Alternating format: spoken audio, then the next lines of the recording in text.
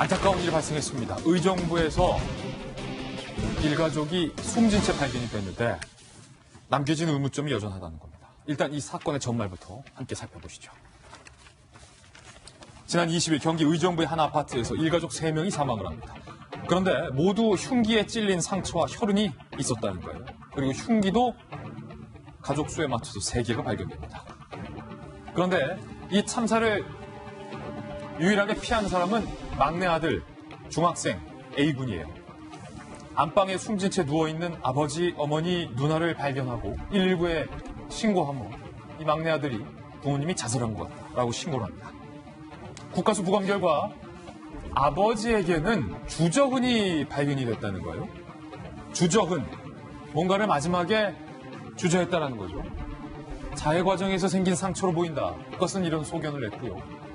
사망한 A군의 누나에는 방어흔이 발견됐다. 무언가를 막았다는 거죠.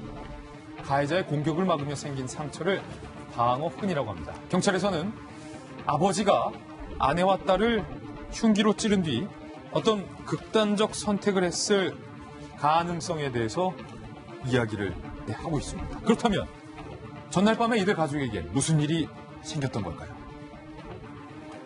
사망 발견 전날 가족들 간 경제적 어려움에 대해서 비관적인 대화를 나눈 것으로 전해지고 있습니다. 막내 아들 살아남은 A군은요.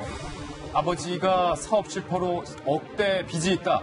평소 경제적 문제로 심각한 대화를 자주 했고 그날 밤 이 아들까지 서로 부둥켜 안고 울었다는 거예요. 이 네 가족이. 취재를 해보니 이 아버지가 7년 전부터 목공예점을 차려서 혼자 운영을 하다가 최근 점포 운영을 접은 것으로 확인이 됐습니다. 본인의 말에 그리고 주변인의 말에 따르면 나이가 많아서 구직에 실패했다 라고 현재 이야기가 들려오고 있고요. 지인들 증언에 따르면 최근 이들 가족이 집담보대출을 받아서 빚 갚는 방법을 논의해왔다. 평소 다투는 모습도 없었고 부부가 금실 좋기로 소문이 났었다라고 지인들은 이야기를 했습니다. 그리고 더군다나 이 부부의 다정한 모습이 평소 아파트 CCTV 영상에도 담겨 있는 것으로 경찰 수사 결과 확인이 됐어요. 아버지가 실직을 하고 사업을 망하자 가족의 생계를 책임지는 아내의 출퇴근을 이 남편이 매일 비가 오든 비가 안 오든 출퇴근을 차로 도왔던 장면도 그 다정한 모습도 CCTV에 남겨져 있었다라는 겁니다. 자, 손수 변호사님. 네. 이 사건 상당히 안타까우면서도 뭔가 의문스러운 사건인데 일단은 주저흔과 방어흔 이게 뭡니까?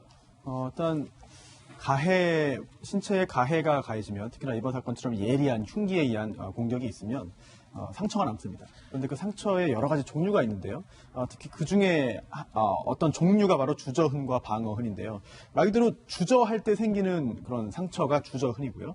또 방어행위, 막다가 생기는 게 방어흔입니다. 이게 중요한 이유가 이제 이 사건의 성격, 그러니까 누군가에 의한 살인이냐 혹은 극단적인 선택이냐 규명할 수 있는 결정적인 단서입니까? 그렇습니다. 어떤 사람에게 방어흔이 있다면 그건 누군가로부터 공격을 당했고 이것을 적극적으로 막기 위해서 아니면 사전에 다 합의가 이루어진 상태였다 하더라도 본능적으로 막게 될 수 있거든요. 따라서 이런 방어흔이 존재한다면 그 방어흔의 개수라든지 또는 정도 이런 것을 통해서 사망 전에 있었던 일들을 추정할 수 있게 되는 것이고요. 또한 당연히 누가 가해자인지도 알 수 있겠죠. 그리고 주저흔은 더 중요할 수 있는데요.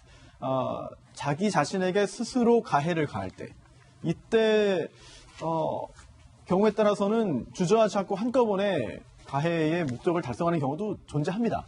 하지만 그렇지 못한 경우도 상당히 많이 있는데요.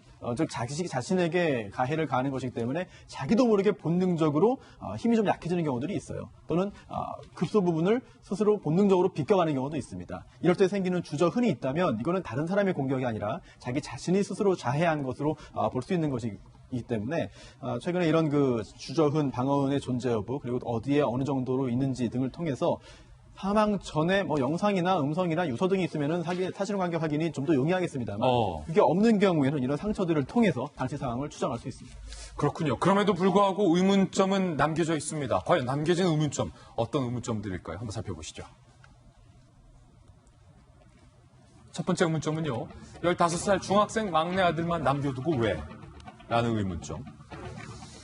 두 번째는 가족 간의 극단적인 선택에 정말로 너무나도 끔찍한 흉기를 사용해서 극단적인 선택을 했다는 게 여전히 의문스럽다는 거예요.